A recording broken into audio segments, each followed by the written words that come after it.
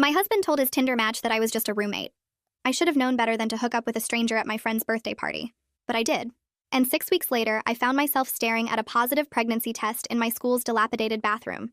At first, I actually thought I was lucky. The father, Joffrey, stepped up instantly and married me at the courthouse 4 months later. We moved into his apartment thinking we were making all the right steps, taking responsibility. But it wasn't that simple. I quickly realized that Joffrey was actually a jerk.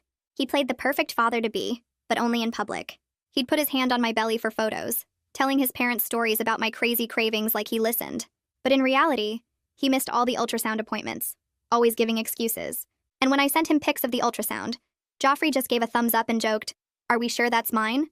It felt lonely, and I was honestly scared of taking care of everything on my own.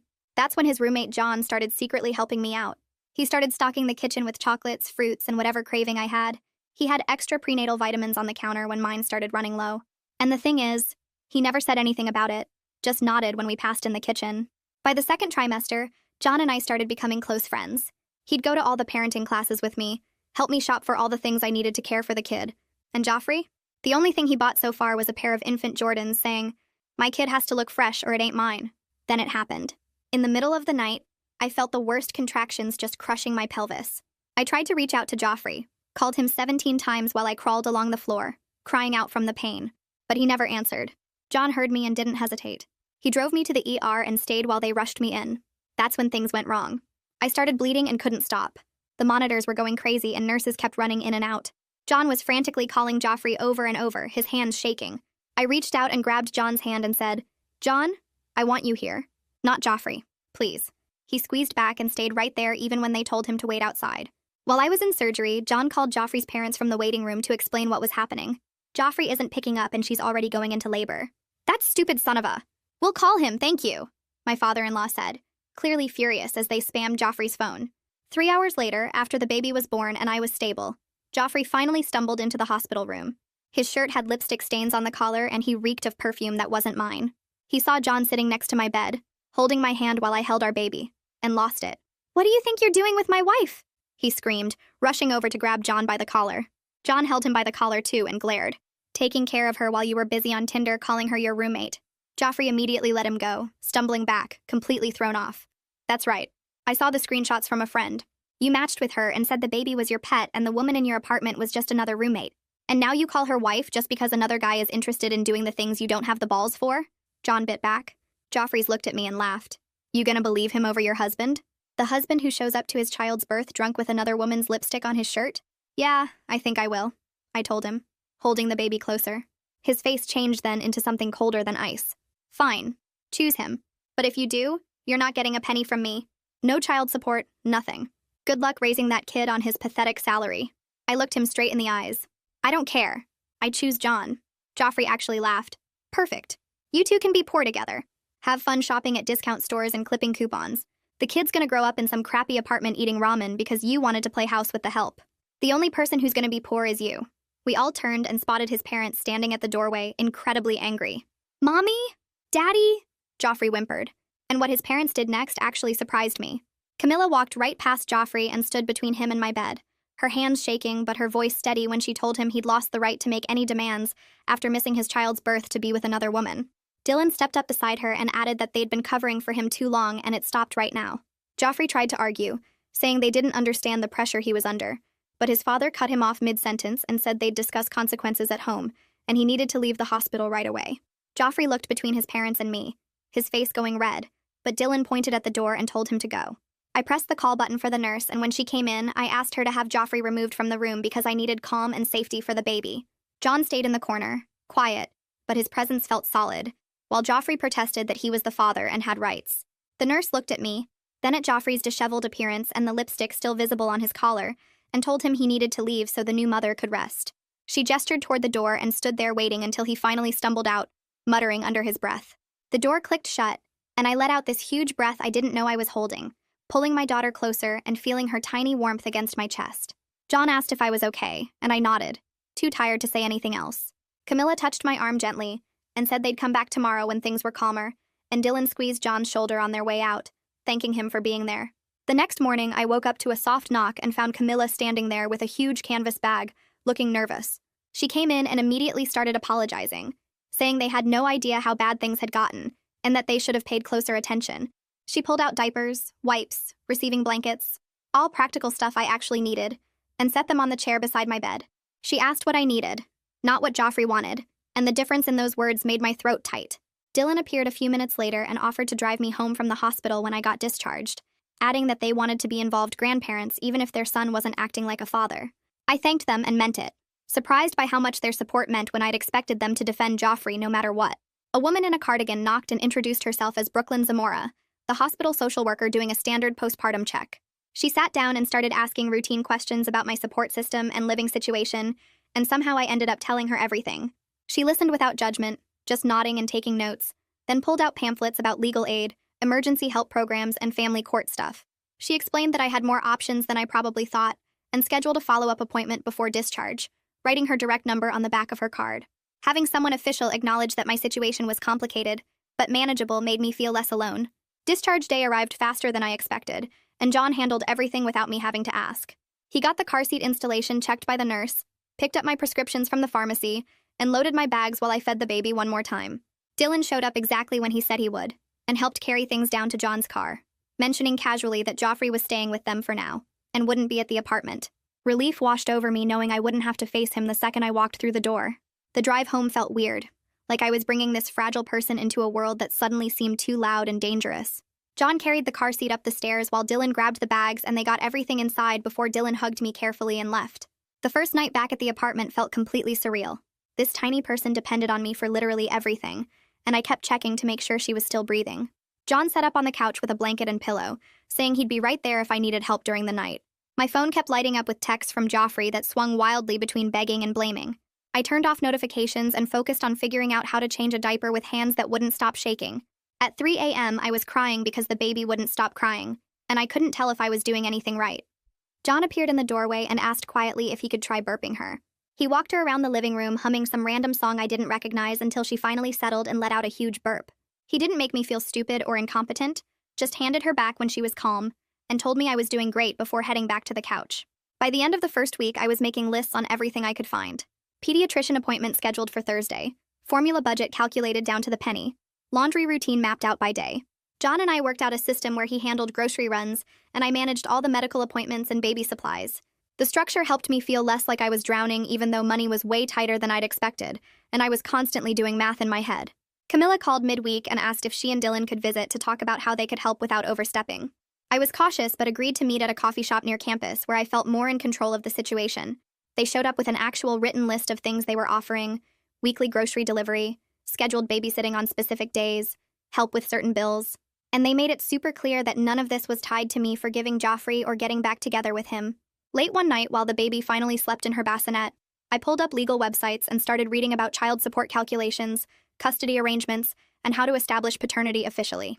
The information was overwhelming and full of legal words I had to Google, but I took notes anyway, highlighting sections about temporary orders and what paperwork I'd need to gather. John noticed the laptop glow from the couch and brought me tea without asking what I was researching, just set it down beside me and went back to his spot. The next morning, I woke up to the smell of eggs cooking and found John at the stove making breakfast. He set a plate in front of me without asking and poured coffee, then sat down across the table looking uncomfortable. He picked at his food for a minute before finally speaking up about feeling caught between doing the right thing and betraying his roommate. Joffrey had been his friend first, he explained, back when they met at work and needed someone to split rent with. But watching him skip ultrasound appointments and joke about whether the baby was even his made John realize that friendship had limits. I told him straight up that he didn't owe Joffrey loyalty just because they signed a lease together, especially not when Joffrey was actively being a terrible husband and father. John nodded and seemed relieved to hear me say it out loud. After breakfast, I cleared the dishes and realized we needed to have another conversation before things got messier. I asked John to sit back down because we had to talk about boundaries. I explained that I was incredibly grateful for everything he'd done, from stocking prenatal vitamins to driving me to the hospital, but we couldn't let this turn romantic right now. He actually looked relieved instead of disappointed and agreed immediately, saying he wanted to help because it was the right thing to do, not because he expected anything from me. We shook hands like we were signing a business contract and both started laughing at how awkward we were being about the whole thing. The baby started fussing from her bassinet, so I picked her up and John grabbed the diaper bag, saying we should probably head to the pediatrician appointment soon. The clinic waiting room was packed with other parents and screaming kids, but Haley called us back within 20 minutes.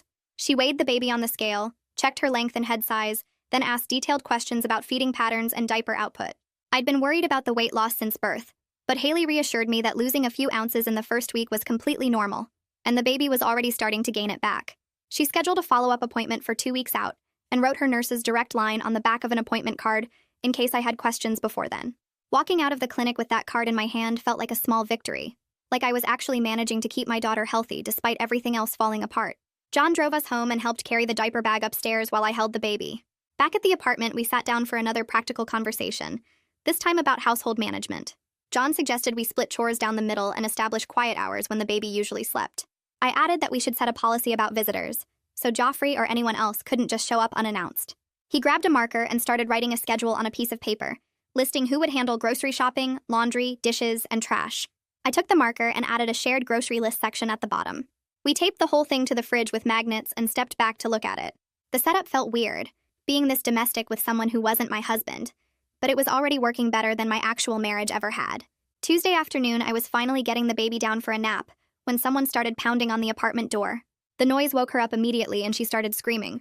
I yanked the door open with her crying in my arms and found Joffrey standing there looking annoyed. I told him firmly that he needed to coordinate visits through his parents instead of just showing up whenever he felt like it. He argued that it was his apartment too and he had every right to be there. I reminded him that he'd been staying with Camilla and Dylan for over a week, and that if he wanted any relationship with his daughter, he needed to respect boundaries. He tried to push past me into the apartment, but I blocked the doorway and told him to leave or I'd call his parents. He finally backed off and walked away, muttering something I couldn't hear. I closed the door and locked it, then spent 20 minutes trying to calm the baby down from her screaming fit. Brooklyn called the next day, asking if I could come to her office to discuss next steps. I packed up the baby and took the bus across town to the community services building. Brooklyn's office was tiny and cluttered with files, but she had a whole folder ready with my name on it. She pulled out referral forms for legal aid and started explaining the custody paperwork process. Then she handed me information about WIC and child care assistance programs, circling the phone numbers I needed to call. The most important thing she did was help me draft a safety plan in case Joffrey showed up aggressive or drunk. We wrote down specific steps like locking doors, calling his parents first, then calling police if needed. She made copies of everything and put one set in my folder and gave me the other set to keep at home. Having someone in my corner who actually knew how the system worked made everything feel less impossible to handle. That evening, John spread a bunch of printouts across the kitchen table and explained he'd been researching lease options. He was worried because having his name tied to Joffrey's on the lease could become a real problem if things got worse. He showed me information about lease transfers and subletting rules, already thinking ahead about worst-case situations. The printouts had highlighted sections about breaking leases early and what fees we might have to pay. I was grateful he was being this proactive, even though it meant we might have to move or pay more rent somewhere else. We talked through different scenarios for over an hour, trying to figure out what made the most sense financially. Friday morning, my phone rang and Camilla's name showed up on the screen. I almost didn't answer, but figured I should hear what she had to say. She started talking fast, explaining that she'd seen Joffrey's Tinder profile where he listed me as just a roommate and called the baby his pet. Her voice was shaking, she was so angry. She said they knew their son was immature but didn't realize he was actively lying about having a family to pick up other women. She apologized for not seeing how bad things really were and asked if they could do a supervised visit at their house that weekend. She emphasized that she and Dylan wanted to know their grandchild, even if Joffrey was acting like a complete stranger to his own daughter. I agreed to bring the baby over Saturday afternoon as long as Joffrey wouldn't be there. I pulled up my school email and started typing a message to my academic advisor explaining that I'd had the baby and needed to discuss leave options. I kept it short and factual, just the basics about needing time off and wanting to know about coming back eventually. She responded within 3 hours with forms for medical leave attached and information about keeping my financial aid active during the absence. She wrote that I could come back part-time whenever I was ready, and that the school had resources for student parents. The flexibility was a huge relief, even though I was worried about falling behind in my program and having to take longer to graduate. Monday morning, I walked into the legal aid office for my appointment with Amelia Lindsay, carrying a folder stuffed with every document I could find. She was younger than I expected and had her hair pulled back in a messy bun. She sat me down and started explaining how child support actually worked, using a calculator to show me the formula based on income and custody time. Then she moved on to custody arrangements and how we'd need court orders for everything to be official. The part that surprised me was learning we'd need a paternity test, even though Joffrey's name was already on the birth certificate. She said it was standard procedure and would protect both of us legally. She outlined a timeline of several weeks minimum for everything to process, and warned me that once paternity was established, Joffrey could request visitation rights through the court. I left with homework, a list of financial documents to gather, instructions to write a detailed timeline of his involvement, and information about preparing for mediation. The legal process felt overwhelming, but at least now I had a roadmap instead of just guessing what to do next. Camilla walked straight up to Joffrey and slapped him hard across the face, The sound echoed in the quiet hospital room, and Joffrey stumbled backward, holding his cheek. Dylan stepped forward and grabbed his son by the shoulder, spinning him around to face the door. He told Joffrey to get out and not come back until he could act like an adult who takes responsibility for his actions. Joffrey tried to argue, but Camilla cut him off, saying they were done making excuses for him and watching him destroy his own family. They marched him out of the room while he protested weakly, and I heard their voices fading down the hallway. John and I sat there in shocked silence for a minute, just processing what had happened. Then Camilla came back alone, her face red but her voice steady. She apologized for not seeing how bad things were, and said they wanted to support me and the baby regardless of what Joffrey chose to do. Dylan returned a few minutes later carrying a bag from the hospital gift shop with diapers and a stuffed animal. They stayed for 20 minutes asking practical questions about what I needed when I got home, writing down a list, promising to check in regularly. When they left, John squeezed my hand and said he didn't expect that either. 3 days after we got home from the hospital, John came back from checking the mail looking worried. He handed me an official letter from the property management company with both his and Joffrey's names on it. I read through the dense paragraphs about lease obligations and saw the problem immediately. Any changes to the lease required both tenants to sign, or we needed a court order showing domestic issues or financial hardship. John sat down at the kitchen table and ran his hands through his hair, explaining that if Joffrey decided to be difficult out of spite, John could end up stuck paying for someone who didn't even live here anymore. I felt guilty that helping me was creating this mess for him. We spent the next hour going through options, talking about maybe finding a cheaper place somewhere else, or asking Tyler Wood, the landlord, if there were any emergency transfer options. John made notes on his phone about what documentation we might need and said he'd call Tyler in the morning to discuss it. The baby started crying from her bassinet, and I went to pick her up, feeling the weight of how complicated everything was becoming.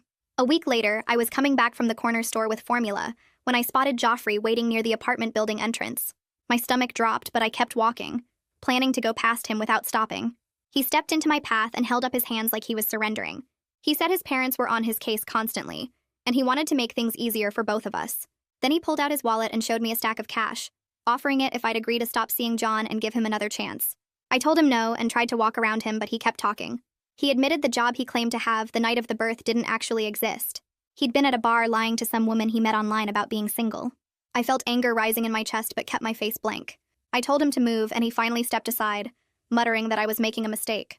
The second I got inside the apartment, I opened my phone notes and typed out everything he said with exact quotes and the date and time. My hands were shaking while I typed, but I knew I needed to document it all. 2 weeks after the birth, I took the baby to her follow-up appointment with Haley. The pediatrician weighed her and checked her over, then frowned slightly while looking at her skin. She said there was mild jaundice that needed monitoring. My heart started racing, but Haley was calm, explaining it wasn't unusual and usually cleared up on its own. She wanted to see the baby again in a few days and gave me instructions about putting her near windows for indirect sunlight and watching for symptoms like extreme sleepiness or poor feeding. She handed me a printed sheet with warning signs and her nurse's direct phone number. I nodded and tried to act like I wasn't panicking inside. That evening after the baby fell asleep, I opened my laptop and started Googling jaundice in newborns. I went down a rabbit hole of medical websites and forums, reading about bilirubin levels and phototherapy and liver function. John came home from work and found me staring at the screen with tears running down my face.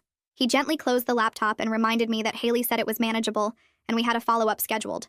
I took a shaky breath and nodded, trying to believe him. John called Tyler the next morning and put him on speaker so I could hear. Tyler explained that splitting the lease wasn't as simple as we hoped. He needed either both tenants to consent and sign new paperwork, or a court document proving domestic issues or financial hardship. Since Joffrey wasn't officially living at the apartment anymore but wouldn't sign off on any changes, we were stuck in this weird limbo.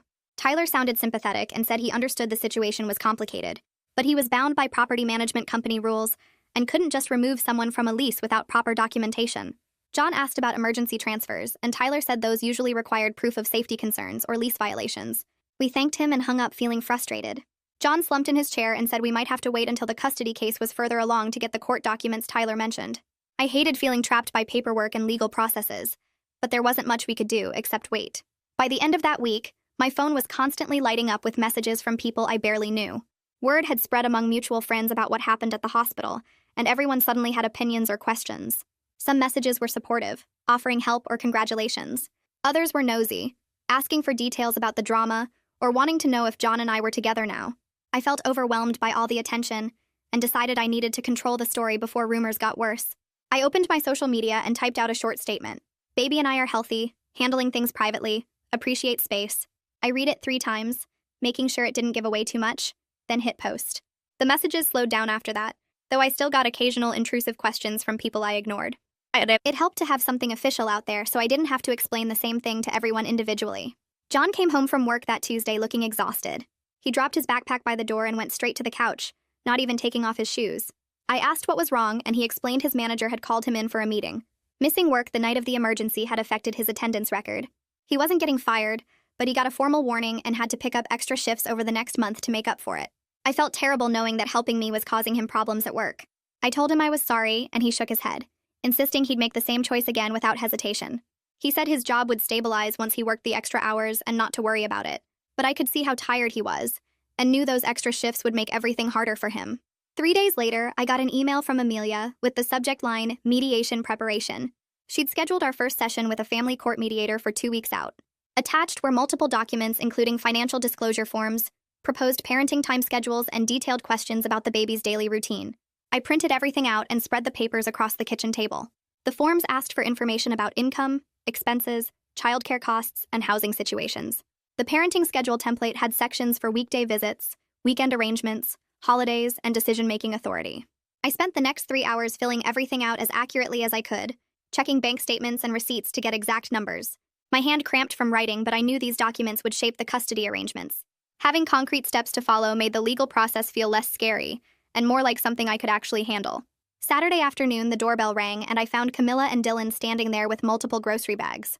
Camilla explained they didn't want to just give us cash because they were worried Joffrey might try to claim it or cause problems.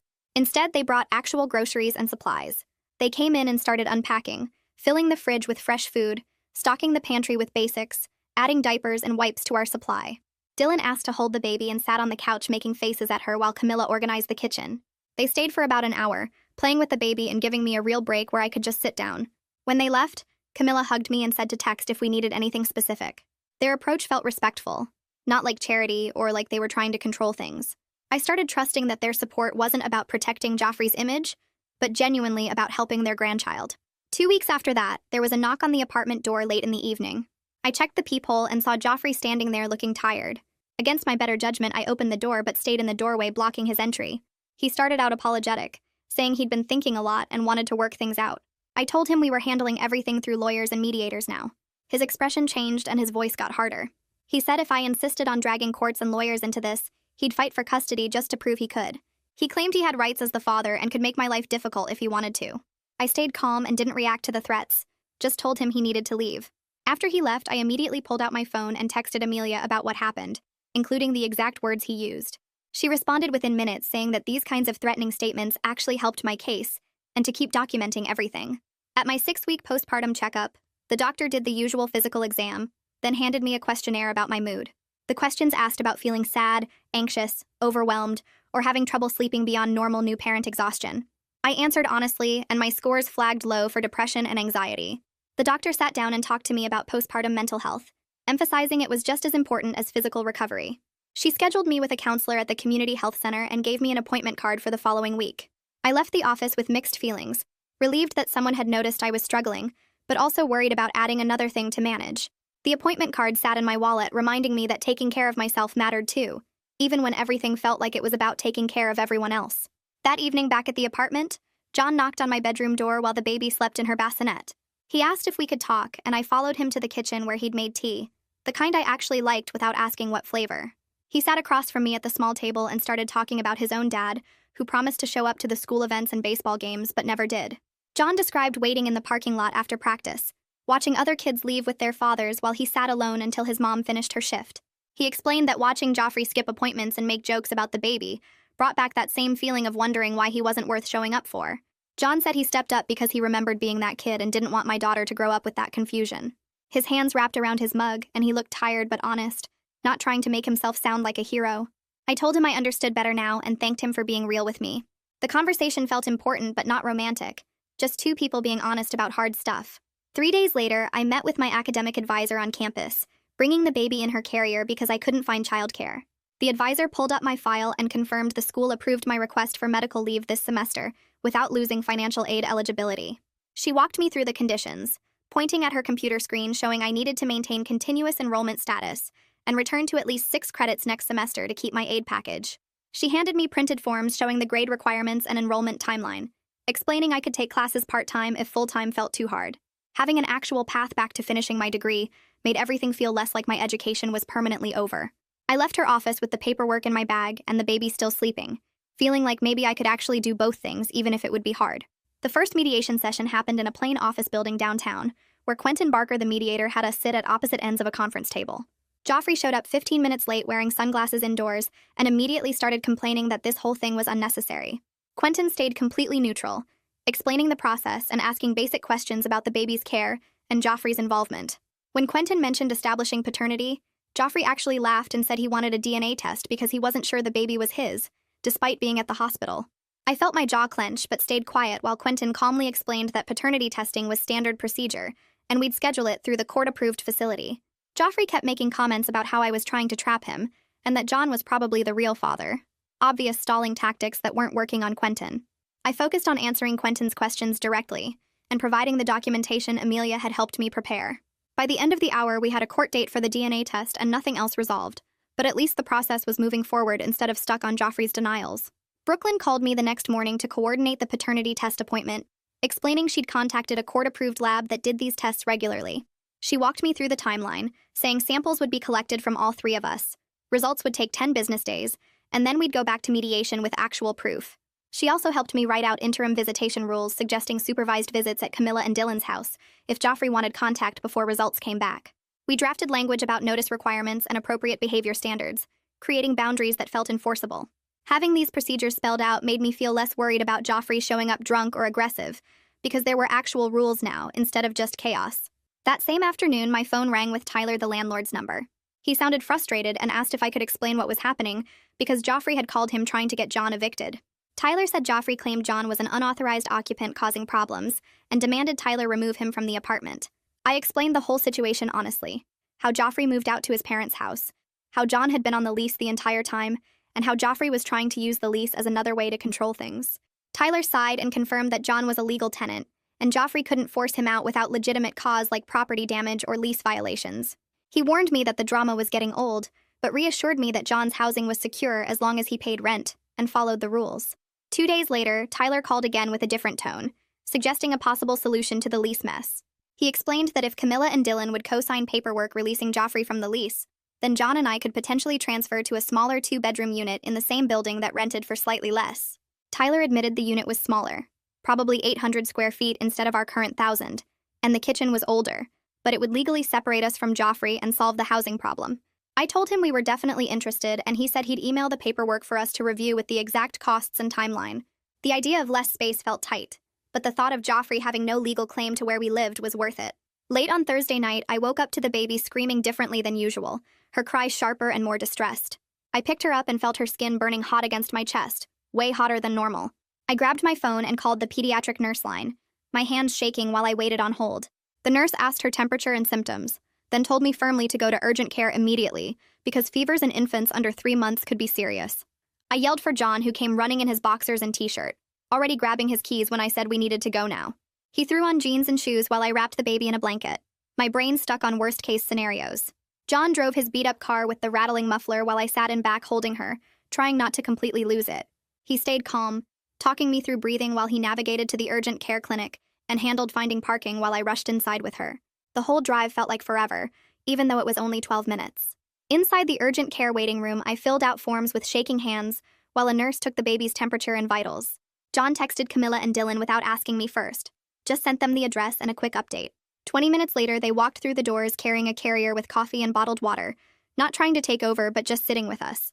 Camilla held the baby while I finished paperwork, making soft cooing sounds and checking her temperature with the back of her hand like grandmothers do. Dylan sat next to John, comparing notes about the fastest route to the clinic and talking about nothing important, just filling the anxious silence.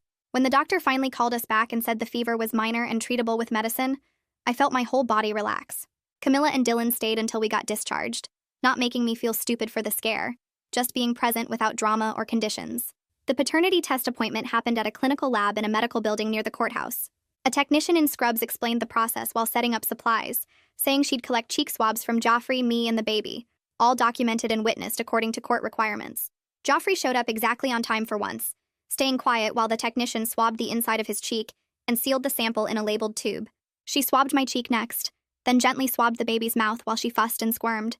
The technician logged everything in her computer and printed receipts showing the samples were collected, explaining results would take 10 business days and get sent directly to the court and our attorneys. The waiting period ahead felt endless, knowing we were stuck in limbo until the results came back with proof everyone already knew. The school sent an email confirming my leave status was official, but included a notice that my financial aid stipend for living expenses wouldn't continue during medical leave. I stared at my bank account, realizing I'd lost $300 a month I'd been counting on for bills and baby supplies. I called Amelia, who walked me through applying for emergency assistance and food stamps, programs I'd never imagined needing. She helped me fill out the online applications, asking questions about income and expenses and household size that made me feel exposed. The safety net programs existed exactly for situations like mine, single mothers with no income trying to take care of kids, but accepting help felt like admitting I couldn't handle things alone. Amelia stayed on the phone while I submitted everything, reminding me that using available resources was smart, not shameful, even though my face burned with embarrassment the whole time. John came home the next evening looking different, like he'd made some big decision while I was sleeping.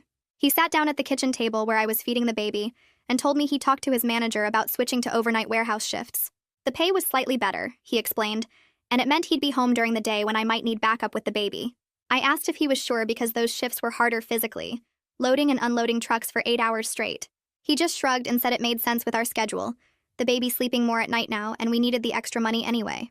Over the next week, I watched him leave for work at 10 p.m. and come back at 7 a.m., his shirt soaked with sweat and his hands covered in small cuts from boxes. He'd shower, sleep until 2, then be up helping me with diaper changes and bottle prep like he hadn't just worked all night. The tiredness showed in his face, dark circles under his eyes, and the way he'd zone out sometimes mid-conversation. But he never complained or acted like he was doing me some huge favor. My phone lit up one afternoon with notifications from 3 different people sending me screenshots. Joffrey had posted on social media with vague accusations about being kept from his child by a manipulative ex and her new boyfriend. The posts didn't name me directly, but anyone who knew us would figure it out immediately. He wrote about how some women use babies as weapons and how real fathers get pushed aside by guys trying to play hero. I felt my face get hot reading it, wanting to comment and defend myself, but instead I screenshot everything. I sent all of it to Amelia with a message asking if I should respond. She called me back within an hour and told me absolutely not to engage publicly. She explained that this kind of documentation actually helped establish his pattern of behavior, showing he was more interested in looking like a victim than actually being present. Engaging would just make things messier and give him ammunition to claim I was harassing him. I saved all the screenshots in a folder on my phone labeled Evidence and turned off social media notifications so I wouldn't see if he posted more. Amelia called a few days later saying she'd filed paperwork for temporary child support and a structured visitation plan. She explained it was based on the assumption that paternity would be confirmed, getting ahead of the process so we weren't scrambling later. The court date got set for 3 weeks out, which felt both too soon and impossibly far away.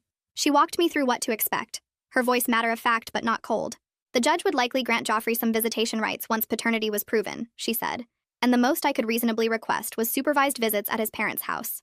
I asked what happened if he didn't show up or showed up drunk again. She said we'd document everything and use it to argue for stricter conditions, but the court generally wanted to give fathers chances to be involved unless there was clear danger. I hung up feeling like I understood the system better, but also trapped by how slowly it all moved. John suggested we needed to formalize our living arrangement, so nobody could claim we were doing something inappropriate or unclear. We sat down at the kitchen table one evening after the baby was asleep and wrote out actual rules on notebook paper. We're co-parenting housemates, not partners, I wrote at the top. John added that expenses get tracked and split fairly based on income. I included that there's no romantic relationship timeline or pressure from either person. He wrote that either of us can request renegotiation if things aren't working. We both read it over, made a few changes, then signed it like some weird contract. It felt awkward putting our relationship in writing like a business deal, but also clarifying. We knew exactly what we were doing and what we weren't. No assumptions or misunderstandings that could blow up later. Camilla called and invited me to dinner at their house, specifying that Joffrey wouldn't be there. She said they wanted to discuss boundaries and support on neutral ground, which sounded formal, but also respectful. I drove over on a Thursday evening with the baby, nervous about what they might say. Dylan opened the door and led me to their dining room where Camilla had set out homemade food, nothing fancy but clearly effort. Over dinner, they explained they were setting limits with their son. He couldn't manipulate them with guilt anymore, they said. They wouldn't fund his avoidance or make excuses for his behavior. Their relationship with their grandchild wasn't contingent on how Joffrey acted. Then Camilla asked what help would actually be useful rather than just assuming what I needed. I told them about childcare costs and the gaps in my budget from losing student aid. Dylan said they could cover a weekly grocery delivery, and Camilla offered to babysit one afternoon a week, so I could study or rest. Driving home, I felt lighter, like I had actual allies instead of just people connected to me through Joffrey. The second mediation session happened after Camilla confirmed Joffrey had been sober for a full week. I walked into Quentin's office expecting another fight, but Joffrey looked different, calmer and less defensive.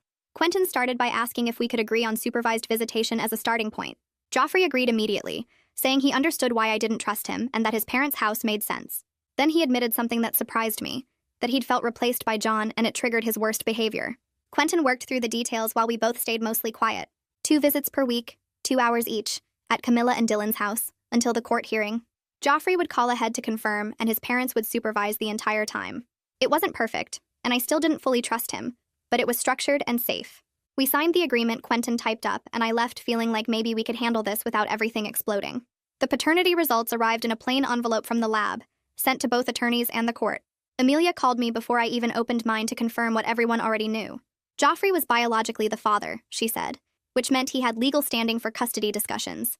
The court would consider his request for visitation, and eventually we'd need a permanent custody arrangement. I felt the weight of it settle in my chest, knowing I'd be connected to him for at least 18 years, probably longer.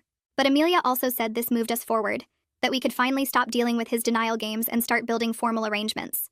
I thanked her and hung up, staring at the envelope on my kitchen counter before finally opening it to see the official confirmation in black and white. 2 weeks later, the court issued a temporary order garnishing Joffrey's wages for child support once he got employed.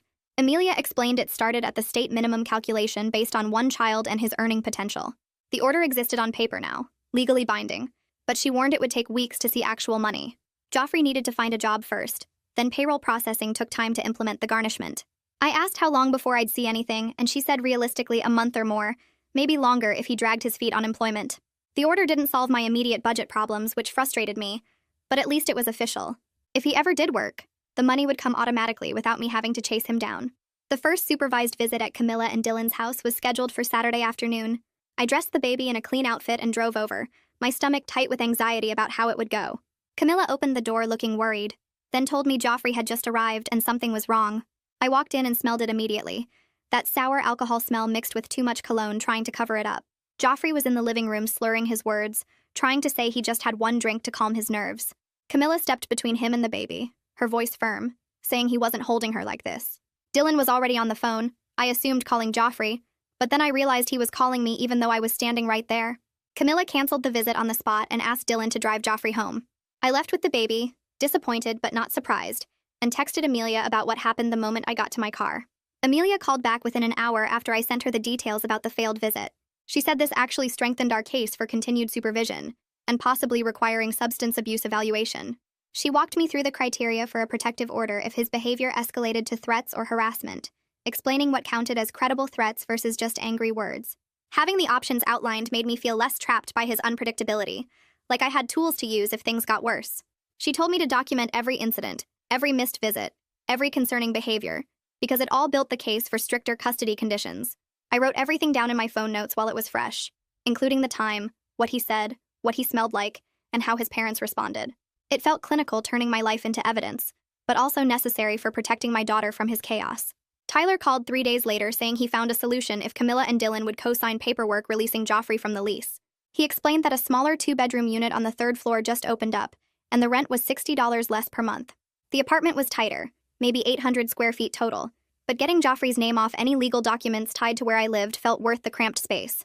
I asked Tyler to send over the forms, and he emailed them within the hour, along with instructions about what signatures he needed and when we could move. John and I sat at the kitchen table that night reviewing the paperwork while the baby slept in her bassinet next to us. The new place had 1 bathroom instead of 2, and the kitchen was smaller, but it meant legal separation from Joffrey, and that mattered more than square footage. I texted Camilla asking if she and Dylan would be willing to co-sign, and she responded yes within minutes, saying they'd come by the next day to handle it. When they showed up the following afternoon, Dylan read through every page carefully before signing while Camilla held the baby. They didn't ask questions about why we needed this or make it feel like we owed them anything, just signed where Tyler marked and handed the papers back. We scheduled the move for the following week, which gave us 6 days to pack up everything we owned while taking care of a 2-month-old who seemed to know something was happening and got fussy. John started boxing up the living room while I tackled the bedroom, both of us working in shifts around feeding schedules and diaper changes. Packing with a baby was harder than I expected because every time I got into a rhythm, she'd need something or start crying. I'd pack 3 boxes, then spend 20 minutes getting her settled, then pack 2 more before she needed to eat again. John took over when he got home from his shift, letting me sleep for a few hours before we switched, and I packed while he crashed on the couch. By the end of the week, we had most of our stuff in boxes stacked against the walls, the apartment looking bare and strange. Moving day hit me like a truck, because the baby decided to have her worst colic episode yet. She screamed from 6 in the morning straight through until noon, that horrible high-pitched wail that made my head pound and my hands shake. I was running on maybe 3 hours of sleep, trying to carry boxes down the stairs while she cried in the carrier strapped to my chest. John was hauling the heavier stuff and we were both sweating and exhausted when a neighbor from down the hall, some guy I'd maybe nodded at twice in the elevator, just walked over and grabbed a box. He didn't ask if we needed help or make a big deal about it. Just started carrying our stuff up 3 flights to the new apartment without saying much beyond asking which boxes went where. His help cut our moving time in half, and by 2 in the afternoon we had everything upstairs in a pile in the middle of the new living room. The apartment was definitely smaller. The walls this dingy beige color that looked like nobody had painted in years, and the carpet had stains near the door that made me not want to look too close. But when I stood in the empty bedroom holding my still crying daughter, and looked at the lease paperwork on the counter with only my name and John's name and no mention of Joffrey anywhere, the cramped space felt like freedom. We spent the rest of the day unpacking essentials, setting up the crib in the smaller bedroom and making the place livable enough to get through the night. By the time we got the baby fed and settled around 11, John crashed on his mattress on the living room floor because we hadn't set up his bed frame yet, and I collapsed on mine in the bedroom. The baby finally went quiet around midnight, and I lay there in the dark, listening to John's breathing from the other room and the unfamiliar sounds of our new place. That's when I let myself think about what I'd been avoiding for weeks. I had feelings for John, real ones that went past gratitude or friendship or just being glad he wasn't Joffrey. I wanted to be with him, wanted to see if what we'd built while taking care of my daughter could turn into something more. But I also knew we weren't ready, and rushing into anything romantic would mess up the stability we'd worked so hard to create. I pulled out my phone and opened my notes app, typing out a reminder to myself that we'd agreed to wait, that taking care of my daughter had to come first, before any romantic stuff made things complicated. I saved the note and put my phone away, feeling both relieved and sad about the decision. My phone buzzed around 10 the next morning with a text from Joffrey asking if he could have another chance at a supervised visit. He said he'd started going to AA meetings and attached a photo of some kind of attendance card with signatures on it. I stared at the message for a long time, wanting to believe he was actually trying but remembering every other time he'd made promises and broken them. I forwarded the text to Amelia asking what she thought, and she called back within an hour. She said recovery attempts could be real, and the court would want to see him making efforts to improve, even if his past behavior was terrible. She suggested I agree to another visit in 2 weeks if he kept going to meetings and stayed sober, giving him time to prove the AA thing wasn't just for show. I texted Joffrey back saying he could visit at his parents' house 2 weeks from now if he brought proof of meeting attendance and showed up sober, making it clear that any alcohol smell or weird behavior would end the visit immediately. He responded with just, "Okay, thank you," which was more polite than I expected. The 2 weeks passed with me checking in with Camilla to make sure Joffrey was actually attending meetings and not just faking the attendance cards. She confirmed he was going, said he seemed uncomfortable and didn't talk much, but he showed up to the meetings her friend ran at the community center. When the visit day came, I drove to their house with the baby, my stomach tight with worry about how it would go. Joffrey was already there when I arrived, sitting on the couch looking nervous and sober. He stood up when I walked in and asked if he could hold her, his voice quieter than usual. I handed her over carefully, watching his hands to make sure he supported her head right, and he sat back down holding her like she might break. He asked questions about her routine, what time she usually ate and slept, whether she liked the pacifier or hated it, basic stuff that showed he didn't know anything about taking care of her but was trying to learn. The visit lasted the full 2 hours, and he stayed appropriate the whole time, didn't get weird or pushy, just held her and asked questions and looked uncomfortable but present. When I left with the baby, Camilla walked me to my car and said he'd seemed like he was genuinely trying, which didn't erase everything he'd done before, but was better than nothing. I drove home feeling confused about whether to hope he'd keep improving or expect him to mess up again. The 3-month pediatric appointment came a week later, and I brought all my notes about feeding schedules and sleep patterns, worried Haley would find something wrong. She weighed the baby and measured her length and checked all the developmental stuff, then looked up at me and said the weight gain was good, and everything looked great.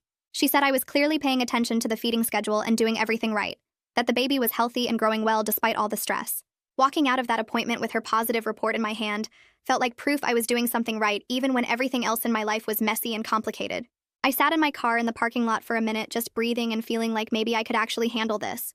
I started making plans for going back to the school the next semester, knowing I couldn't stay in survival mode forever.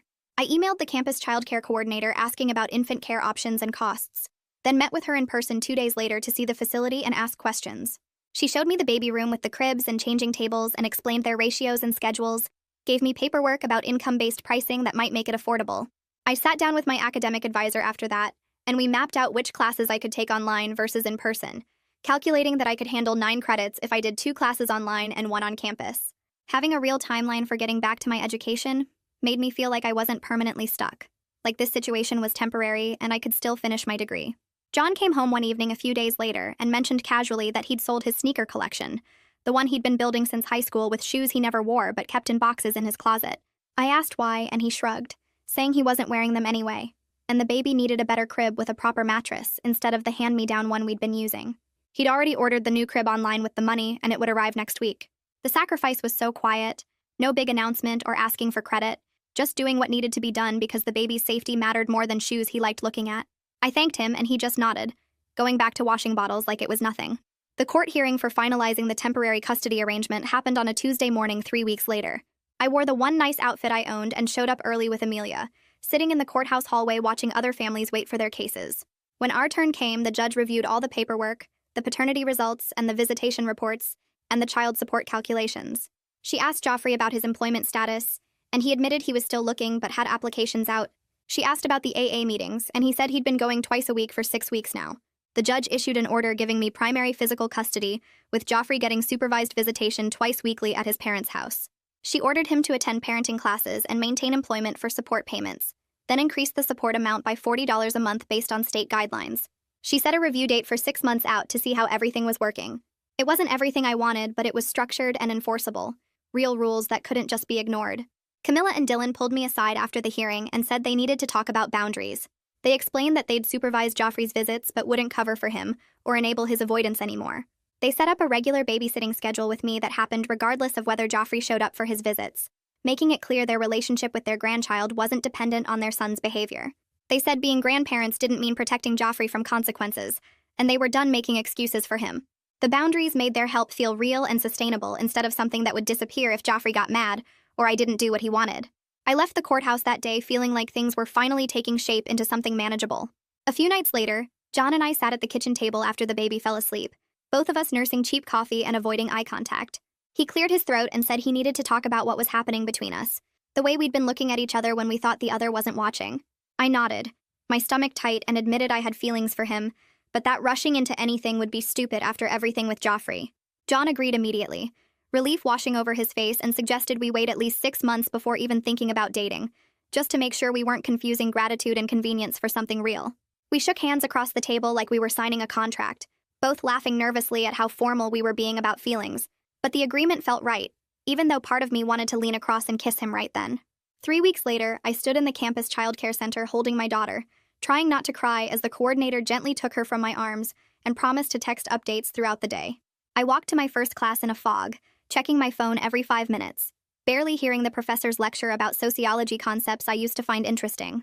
During the break, I texted John asking if she was okay, and he sent back a photo of himself folding laundry with a thumbs up, which made me smile despite my anxiety. By my second class, I managed to take actual notes, and by the time I picked her up that afternoon, I felt exhausted, but weirdly proud that I'd survived being both a student and a mom on the same day. The following Tuesday, John came home from his new father's group talking about a guy named Martin, who was learning to change diapers, and another dad who brought his kid to every meeting in a carrier. He seemed lighter, more confident, asking me questions about feeding schedules and sleep training like he genuinely wanted to understand the details, instead of just helping when I asked.